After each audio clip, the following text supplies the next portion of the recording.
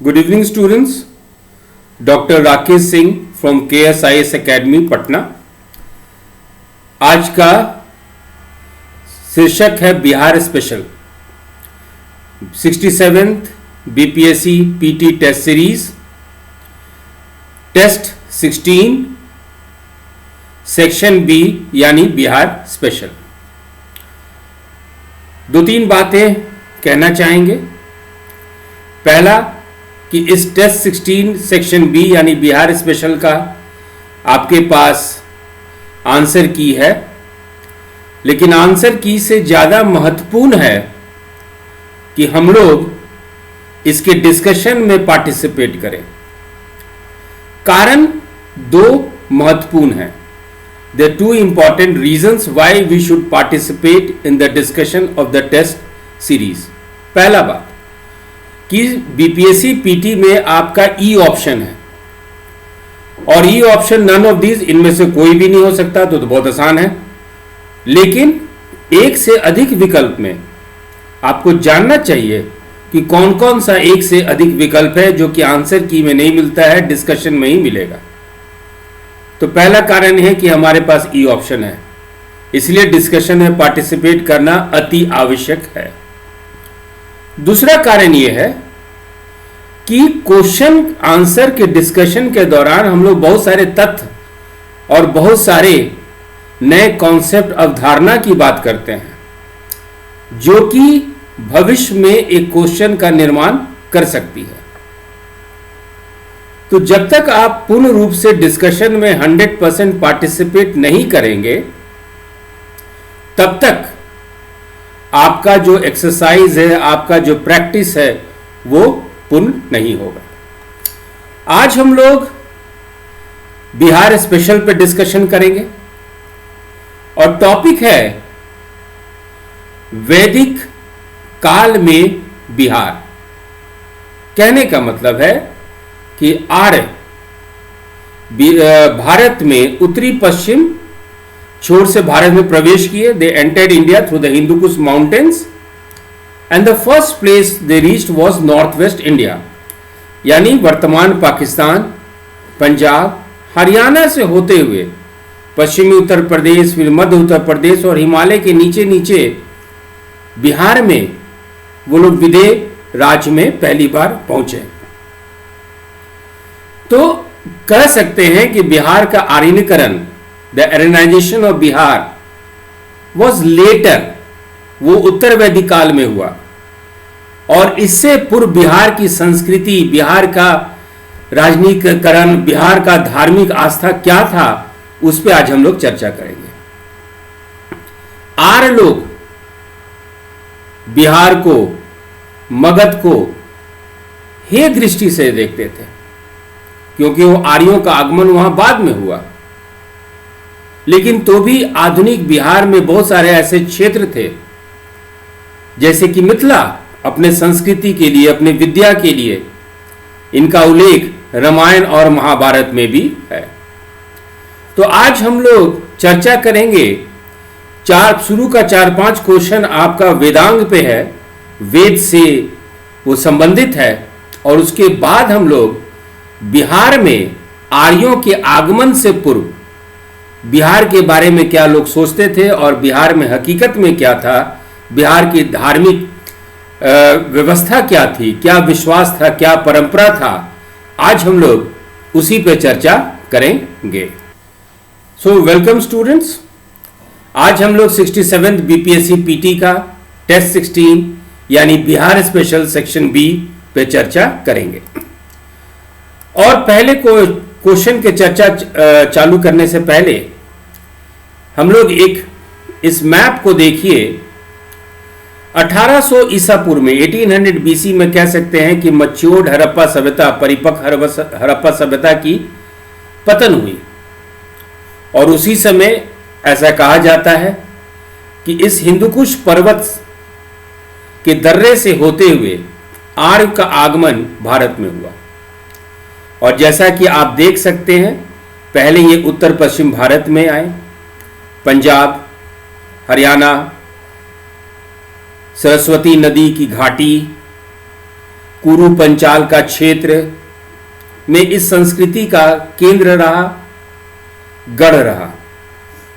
और उत्तर वैदिक काल में, कहने का मतलब 1000 ईसा पूर्व 1000 बीसी से, ये पश्चिमी उत्तर प्रदेश से आर्यों का आगमन पूर्व की ओर हुआ।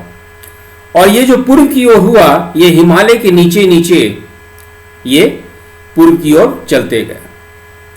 और आधुनिक बिहार के पहला यदि जनपद क्षेत्र की बात करें तो वो था आपका विधेय, या कह सकते हैं मिथिला। तो आज हम लोग वेद, वेदांग और वेदों के आगमन से पहले बिहार की स्थिति के बारे में जानेंगे। चलिए क्वेश्चन नंबर 28 से हम लोग चालू करते हैं, क्योंकि section A, test 16 section A question number 27 तक था। तो क्वेश्चन नंबर 28 जो है उसको हम लोग पढ़ते हैं इंग्लिश हिंदी में, फिर इसकी चर्चा करते हैं। Which of the following is correct for Vedanga? Question है वेदांग पे। Known as limbs of the Veda, 6 auxiliary disciplines of Hinduism connected with the study of the Veda. Hindi में पढ़ते हैं, वेदांग के लिए निम्नलिखित में से कौन सा सही है? वेद के अंग के रूप में जाना जाता है, हिंदू धर्म के 6 सहायक विषय हैं, वेदों के अध्ययन से जुड़े हैं, और डी है सभी विकल्प। वेद, वेद का ज्ञान अनंत है, वेद अपौरुषेय है। जब हम लोग कहते हैं वेद अपौरुषेय है, इसका अर्थ होता है कि वेद मानव निर्मित नहीं है। It is something that is not created by human beings, it is given by god. अनंता वै वेदा, the knowledge of Veda is infinite. इसका ज्ञान अनंत है, और चूंकि इसका ज्ञान अनंत है, तभी हम लोग इस पे कुछ विषयों का मदद लेते हैं। कुछ वेद साहित्य को समझने के लिए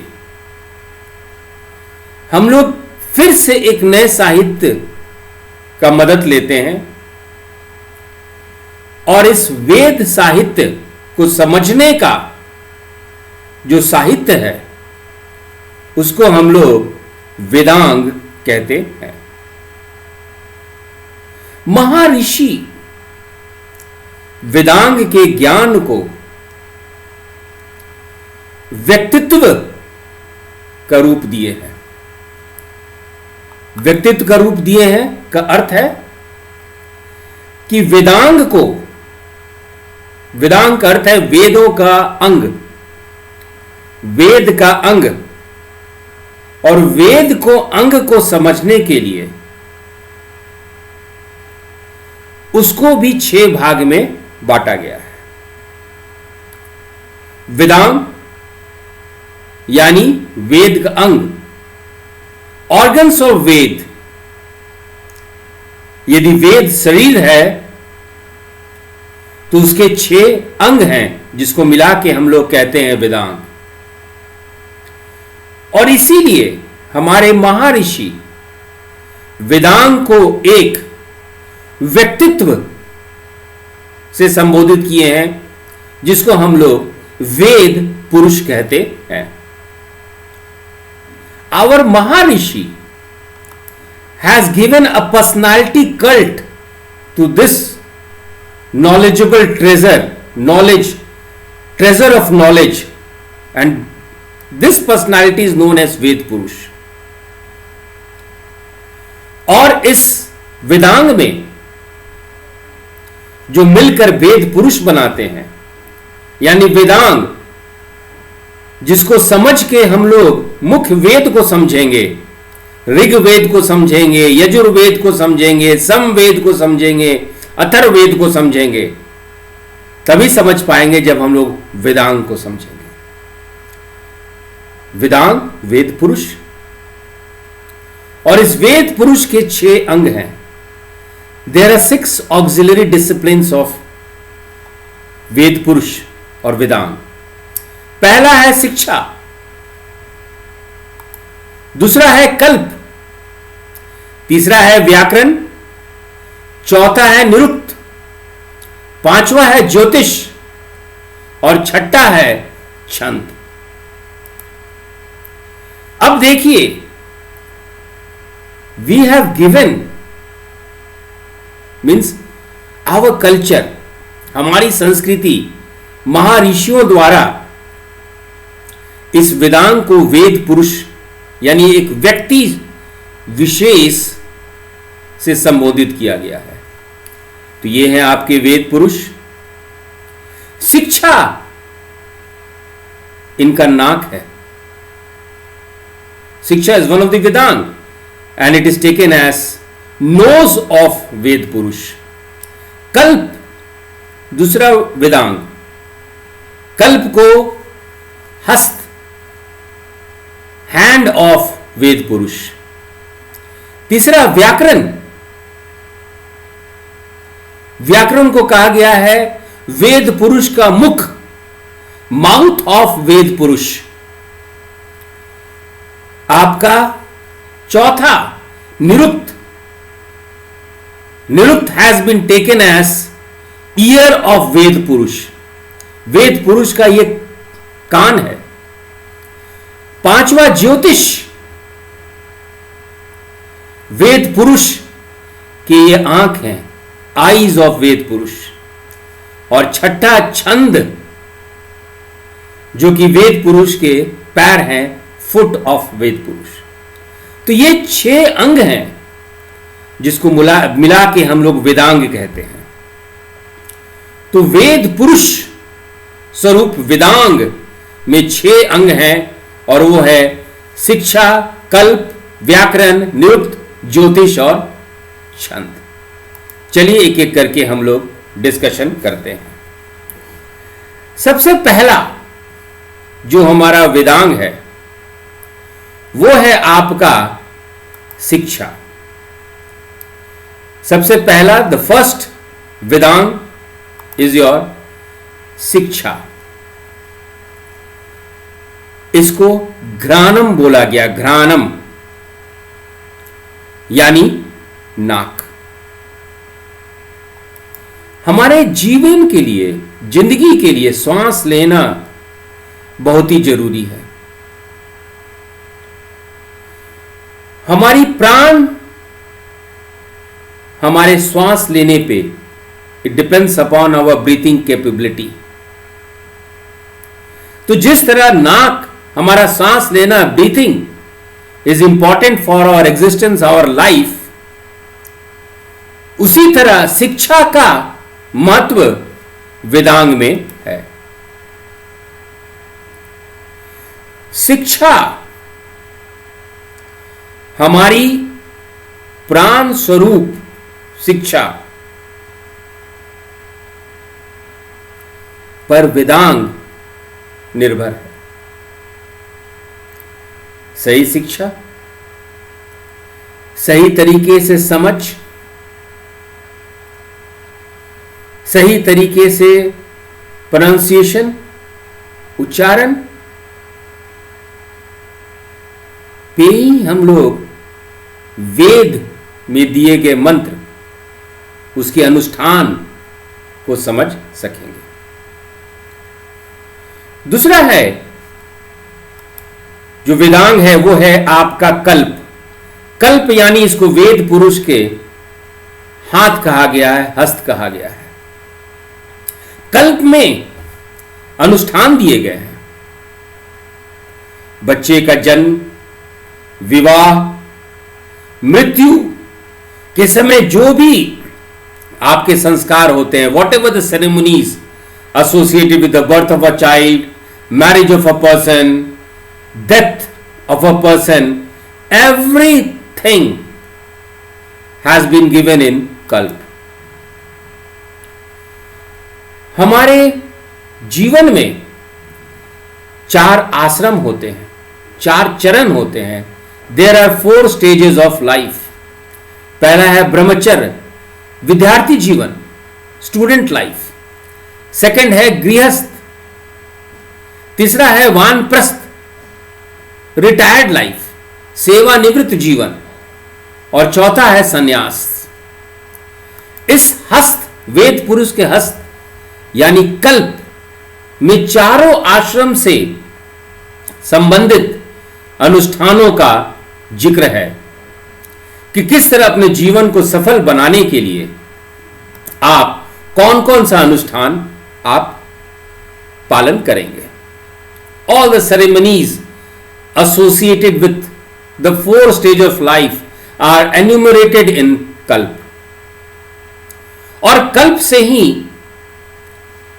4 सूत्रों का सृजन होता है। एक है आपका गृह सूत्र, दूसरा है स्रोत सूत्र, तीसरा है सुलभ सूत्र और चौथा है सल्प सूत्र। तीसरा वेदांग यानी व्याकरण। मुखम व्याकरणम स्मृतम, इसको शब्द शस्त्र भी कहा गया है। व्याकरण को वेद पुरुष के मुख से भी संबोधित किया गया है। The third Vedanga, Vyakarana, is taken as mouth of Veda Purusha. इसमें शुद्ध और अशुद्ध शब्दों का अंतर बताया गया है। वाणी के दोष को दूर करने के लिए किसी भी शब्द को कैसे इस्तेमाल करना है, इस व्याकरण में कहा गया है। इस वेदांग को शब्द शास्त्र भी कहा गया है और महर्षि पनिनी का अष्टाध्यायी इसका सबसे अच्छा उदाहरण है। So the third Vedang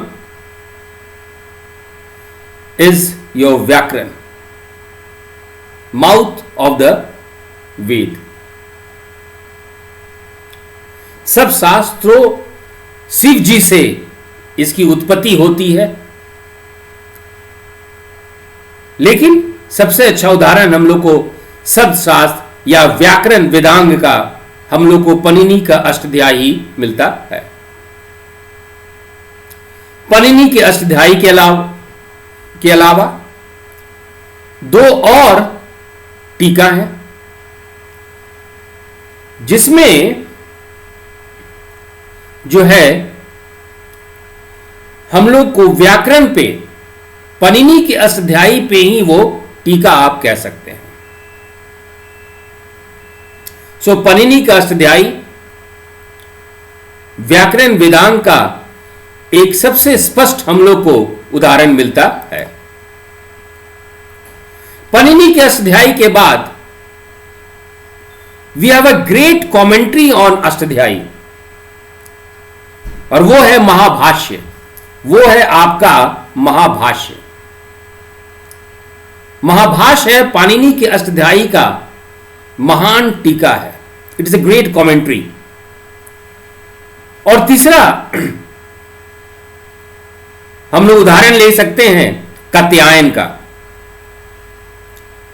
वार्तिक, Panini Katyayan का वार्तिक ग्रंथ है, जो पाणिनि के व्याकरण पे एक विस्तृत टिप्पणी है।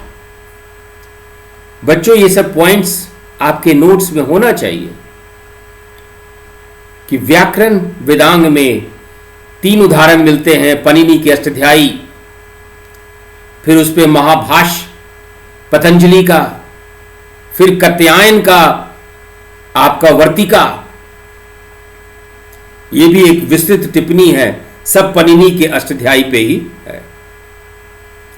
यदि ये समझ में आ गया हो, हम काफी धीरे चल रहे हैं ताकि आप लोग उसको नोट भी कर सकें। ये सब आपको मेन मुख्य जनरल स्टडीज में भी और बिहार स्पेशल में भी आपको आगे ये अप्रत्यक्ष रूप से इसका इंफॉर्मेशन जो है मदद करेगा।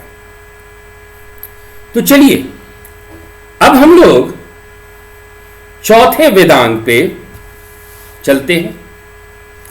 और चौथा वेदांग जो है आपका वो है, उसको हम लोग कहते हैं निरुक्त। उसको कहते हैं हम लोग निरुक्त। तो चौथा वेदांग जो है निरुक्त, निरुक्त को कहा जाता है श्रोतम। निरुक्त को कहा जाता है श्रोतम, यानी ईयर, कान। वेद पुरुष का ये कान है। ये वैदिक शब्दकोश है। इट इज द वैदिक डिक्शनरी। शब्दों का अर्थ, जब तक आपको शब्दों का अर्थ नहीं मालूम चलेगा,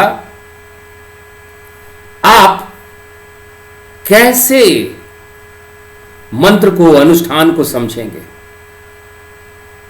और सबसे अच्छा उदाहरण निरुक्त वेदांग का आपका है यास्क प्रणीतम, यानी महर्षि यास्क, महर्षि यास्क का लिखा हुआ निरुक्तम, यानी आपका चौथा वेदांग है निरुक्त, जिसको स्रोत कहते हैं। और ये शब्दकोश है, डिक्शनरी है, अर्थ बताया गया है।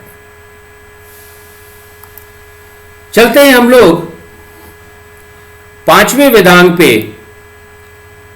और आपका पांचवा वेदांग है, उसको हम लोग कहते हैं ज्योतिष। ज्योतिष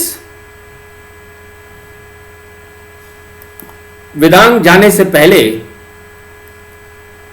आप लोग ध्यान रखिएगा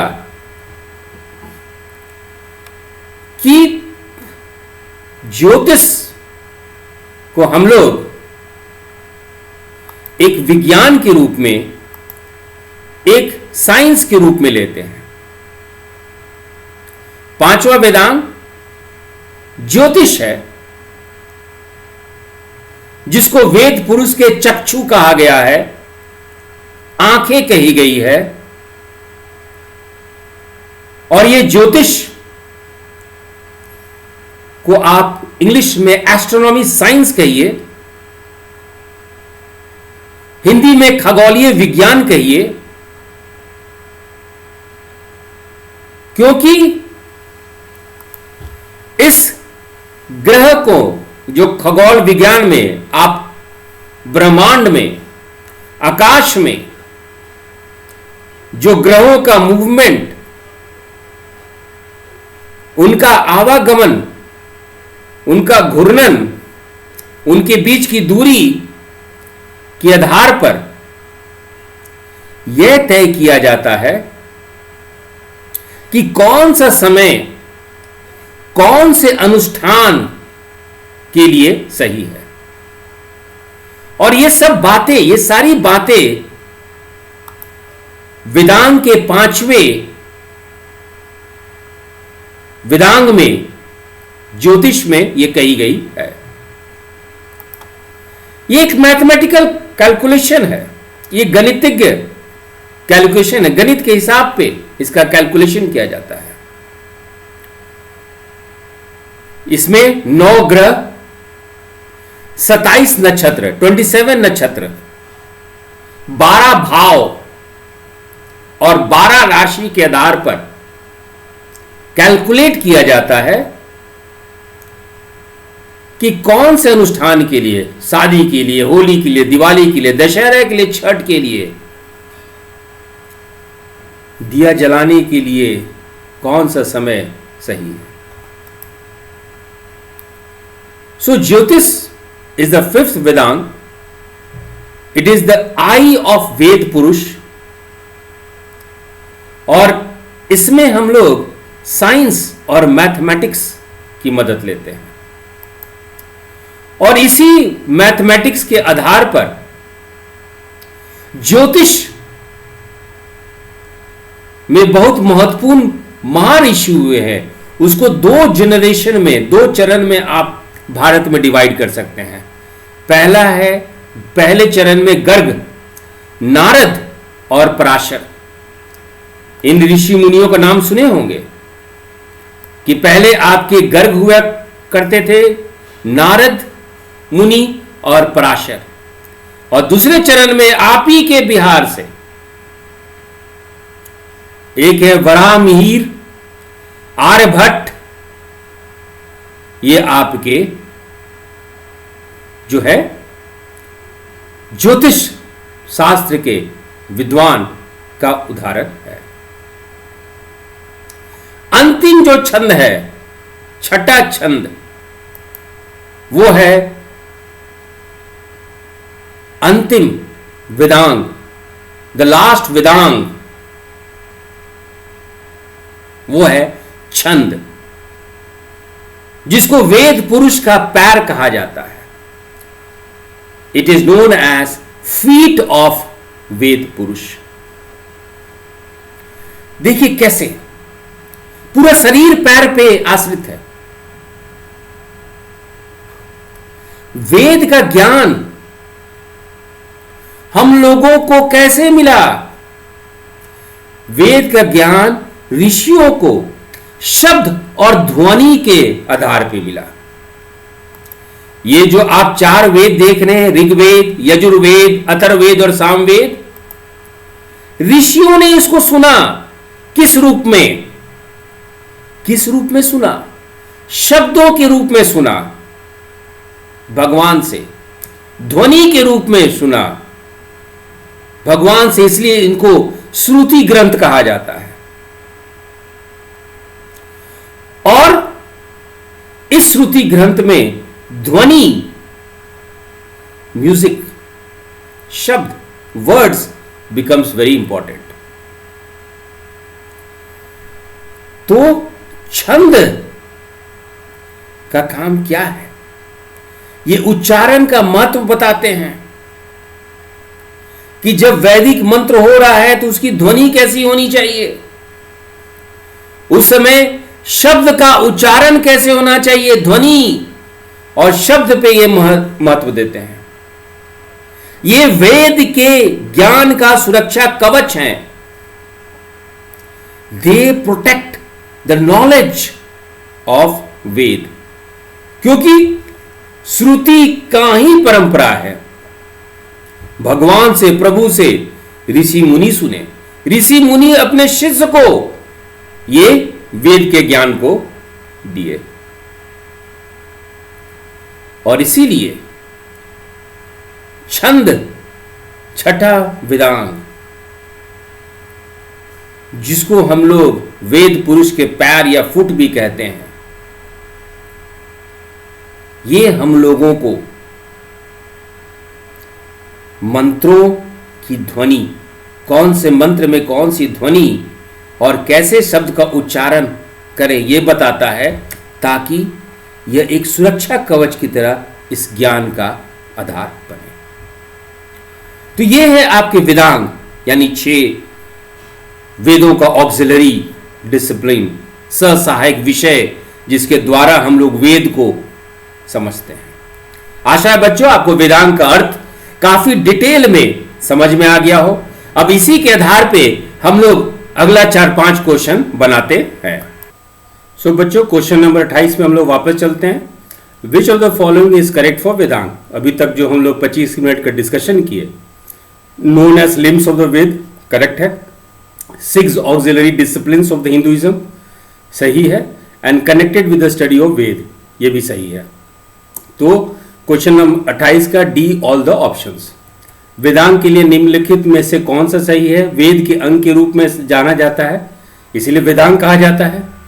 हिंदू धर्म के 6 सहायक विषय हैं, यह भी सही है। वेदों के अध्ययन से जुड़े हैं, यह भी सही है। तो डी सभी विकल्प। चलिए question number 29। Question number 29, match the following, निम्नलिखित को मिलाए। शिक्षा 1 का सही ऑप्शन है बी, विस्तृत डिस्कशन किए हैं हम लोग, शिक्षा बी। दूसरा है छंद, ये वेदांग है।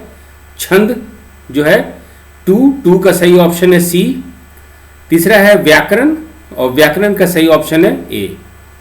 तो 1 बी 2 सी 3A। तो 29 का सही ऑप्शन है ए। अब चलते हैं हम लोग क्वेश्चन नंबर 30 पे।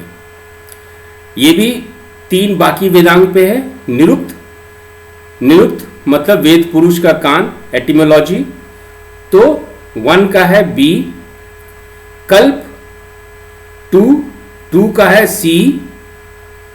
और तीसरा ज्योतिष, ज्योतिष हुआ वेद पुरुष का नेत्र यानी ए।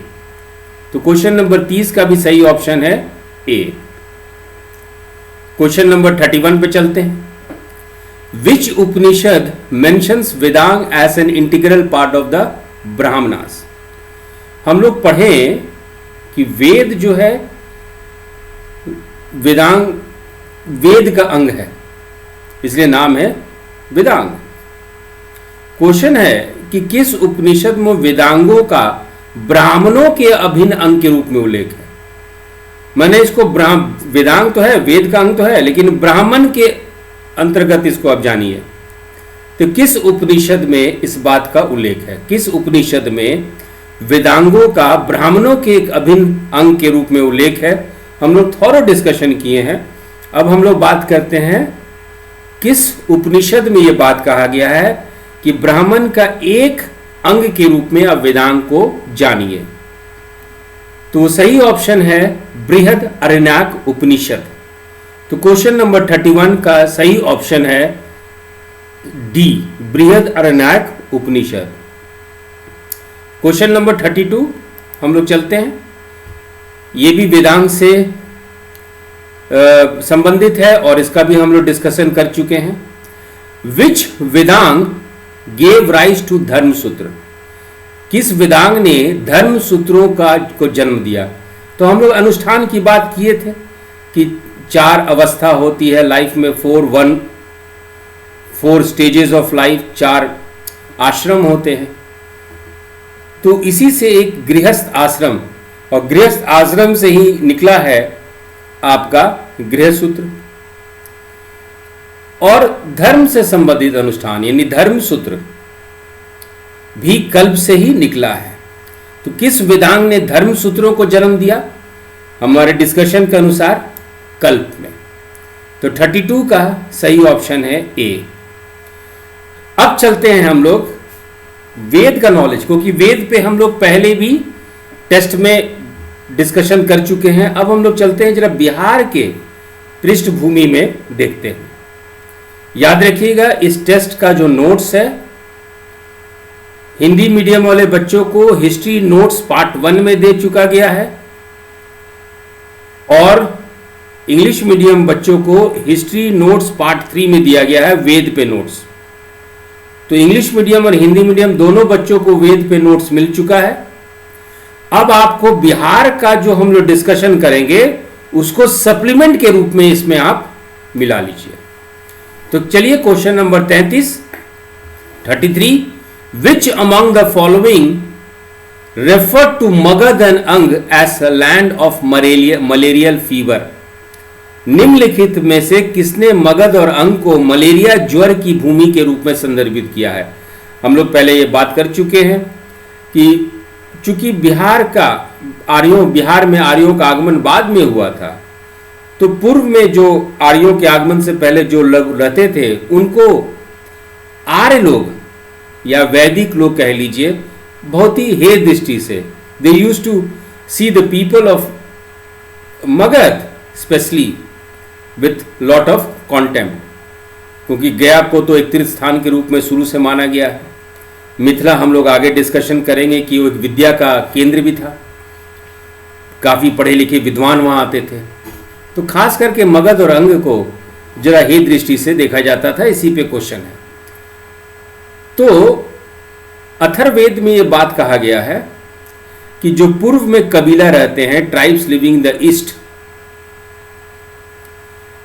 दे were prone to malarial fever, माने वहां मलेरिया जैसा बुखार होता है।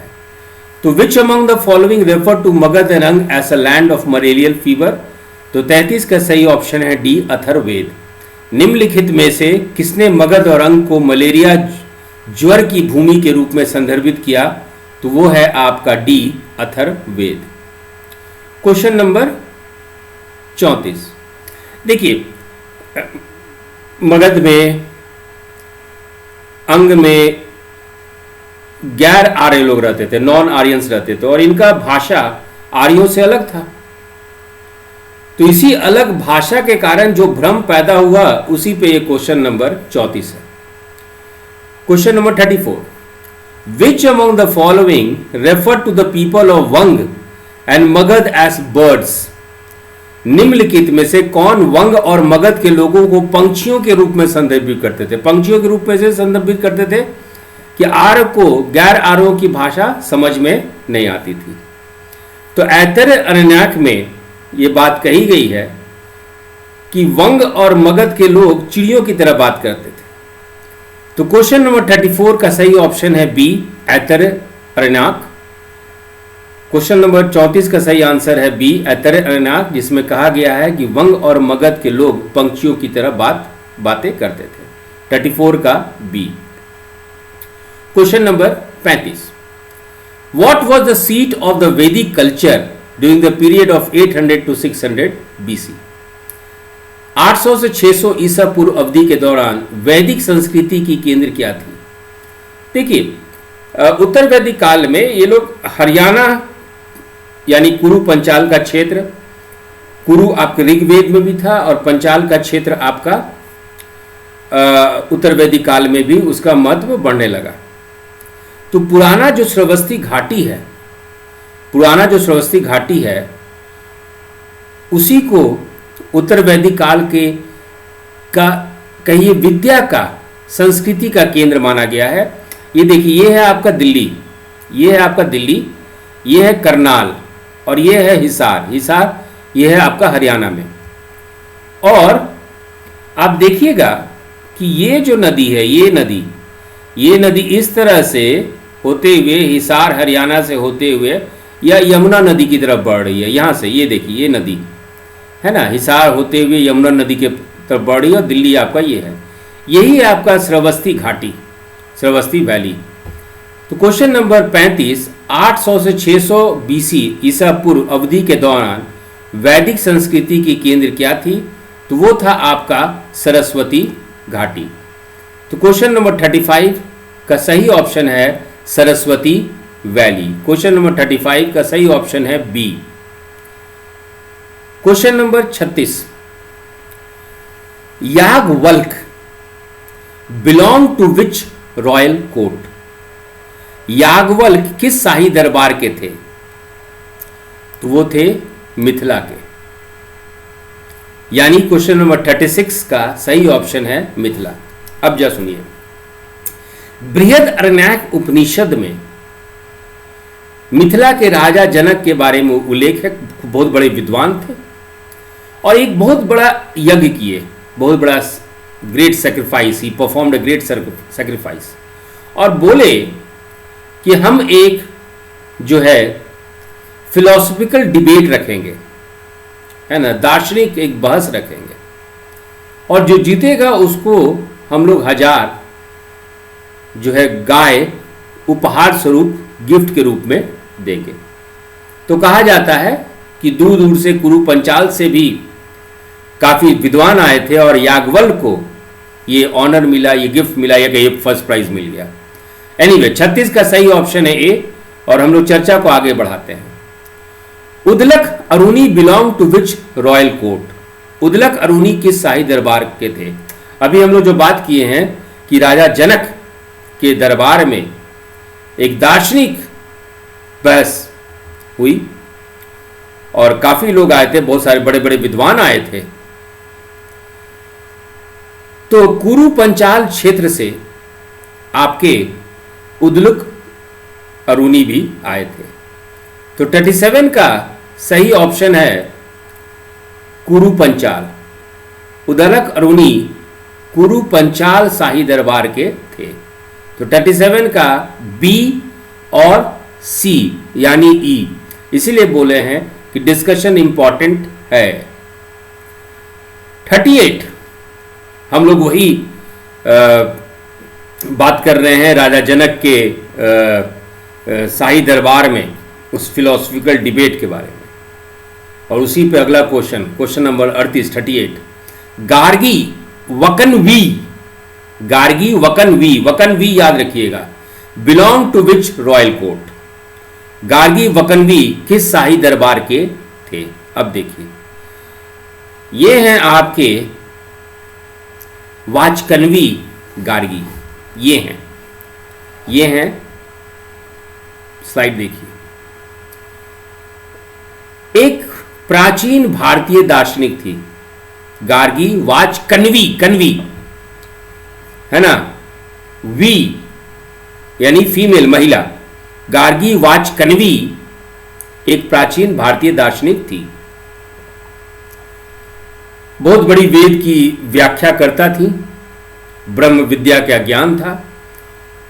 और गार्गी वाचकनवी को ब्रह्मवादी के नाम से भी जाना जाता था। Gargi Vachaknavi was known as Brahmavadi also. Brihadaranyaka Upanishad में इनके 6ठे और 8वें ब्राह्मण में इनका उल्लेख है। बात वही होती है, राजा जनक के यहां दार्शनिक बहस, फिलोसॉफिकल डिस्प्यूटेशंस चला। और आत्मा संयम, आत्मा सोल के मुद्दे पे इनका बहस ऋषि याज्ञवल्क्य को यह चुनौती दी। गार्गी वाचकनवी ये नाम कैसे पड़ा? इनके पिता का नाम था वाचकनु और इनके पूर्वज जहां से इनका वंश चालू होता है वो चालू होता है ऋषि गर्ग से। तो ऋषि गर्ग से इनका उत्तराधिकारी थे ये ऋषि गर्ग के। तो कहिए कि इनका वंश चालू होता है ऋषि गर्ग से और इनके पिताजी का नाम ऋषि वाचकनु था, कनु। और इनके पिताजी का नाम गार्गी, चूंकि वंश के शुरुआत होती है ऋषि गार्गी से या ऋषि गर्ग सही नाम है ऋषि गर्ग, इसीलिए इनके पिताजी का नाम गार्गी। और वाचकनु, इनके पिताजी का नाम गार्गी क्योंकि ऋषि गर्ग से ये नाम लिया गया और साथ में नाम था वाचकनु नू। और चूंकि उनकी ये बिटिया थी तो इनका नाम हो गया गार्गी वाचकनवी। तो गार्गी वाचकनवी किस शाही दरबार की थी? किसी से नहीं थी, तो इनमें से कोई नहीं। तो 38 का ई ऑप्शन। अब चलिए question number 39, sage Gautam belong to which royal court? ऋषि गौतम किस शाही दरबार के थे? तो ऋषि गौतम मिथिला के थे। तो 39 का सही ऑप्शन है ए। लेकिन यहां तक मत अपने आप को ज्ञान को रोकिए। स्कंद पुराण में कहा जाता है कि ऋषि गौतम मिथिला में रहते थे और दरभंगा डिस्ट्रिक्ट में कमतौल रेलवे स्टेशन है। दरभंगा डिस्ट्रिक्ट में कमतौल रेलवे स्टेशन है और इसको बोला जाता है गौतम स्थान। एनीवे, तो स्कंद पुराण में ऋषि गौतम मिथिला में रहते थे। लेकिन गौतम जो है ये गोत्र नाम है। आज भी ब्राह्मण जो है इस गोत्र का इस्तेमाल करते हैं। और रामायण से हम लोग को ये जानकारी मिलती है कि राजा जनक के जो फैमिली प्रीस्ट थे, जो राज पुरोहित थे, उनका नाम था सतानंद। ये सब नाम याद रखिएगा। और ये ऋषि गौतम के पुत्र थे।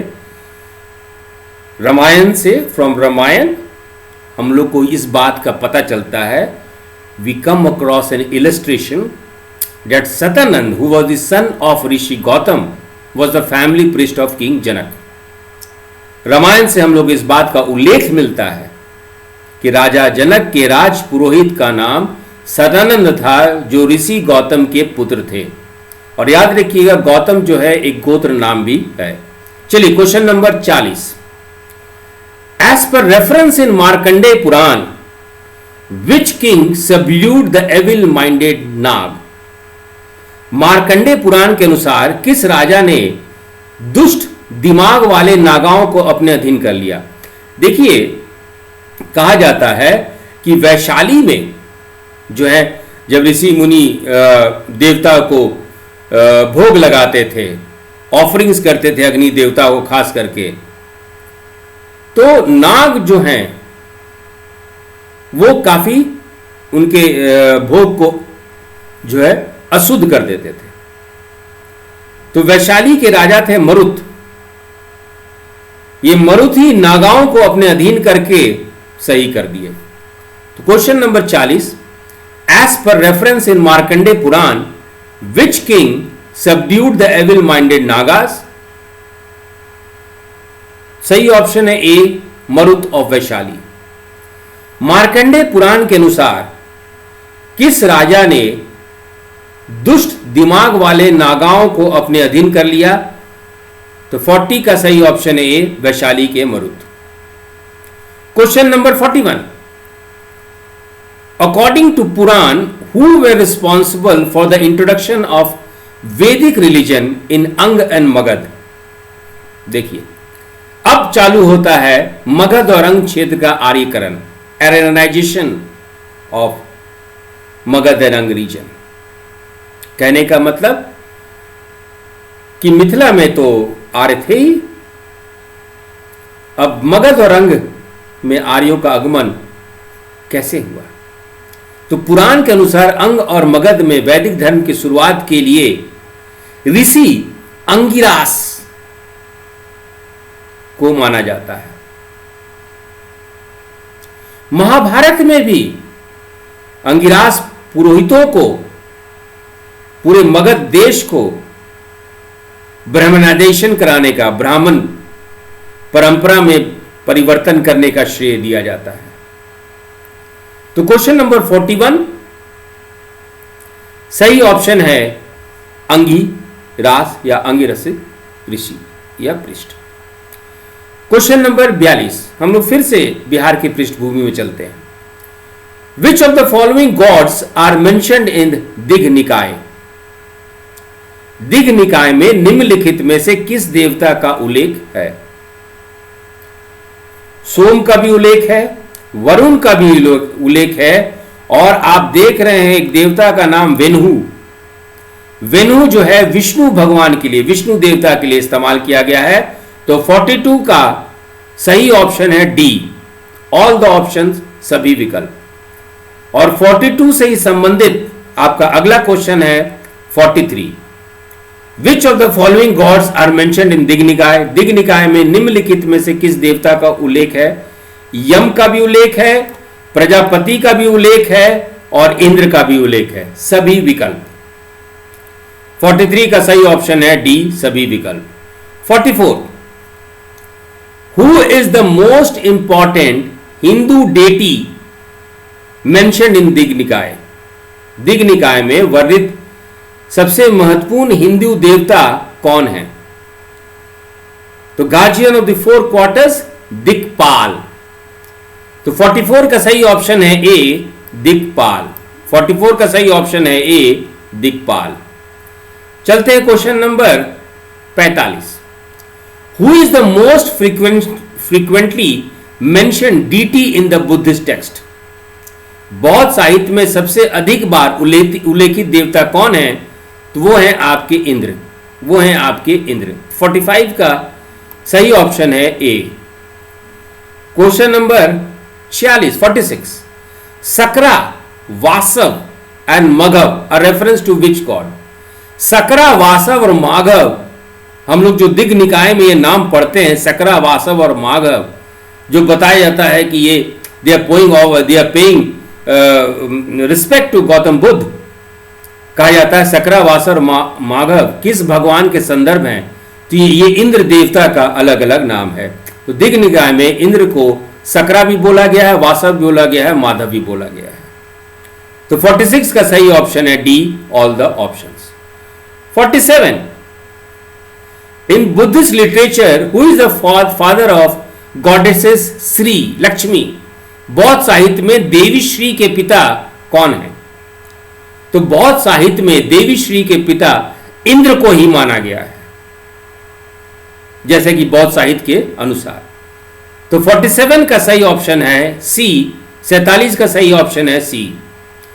ये सब आपका जो वेद का जो मेन नोट्स है ना, आपको हम हिंदी मीडियम और इंग्लिश मीडियम दोनों बच्चों को वेद का नोट्स दिए हैं, और साथ में ये बिहार का रेफरेंस उसमें लिखते चले जाइए। जो भी क्वेश्चन आंसर का जो नोट्स लिखते चले जाइए, आपका प्रॉपर नोट्स तैयार हो जाएगा।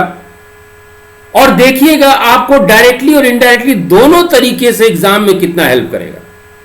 हम बार बार बोल रहे हैं कि जिस तरीके से हम बोल रहे हैं पढ़ाई करने का, पढ़ाई कीजिए, 100% आप लोग क्वालिफाई करेंगे।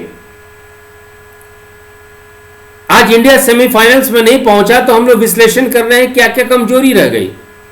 यही चीज हम लोग पहले किए होते। तो 23 जनवरी को संभावित 67 बीपीएससी का टेस्ट है,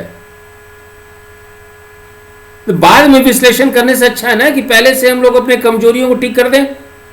और बार नहीं, लाख दफा बार ऑन रिकॉर्ड हम कह रहे हैं कि सारा टेस्ट सीरीज को ढंग से बना लीजिए, सारा नोट्स को जैसे जैसे हम भेजें वो कर लीजिएगा। आप 67 बीपीएससी में 100% क्वालिफाई कर जाएंगे, मतलब आप सेमीफाइनल्स में चले जाएंगे। मेंस आपका सेमीफाइनल है, इंटरव्यू आपका फाइनल है।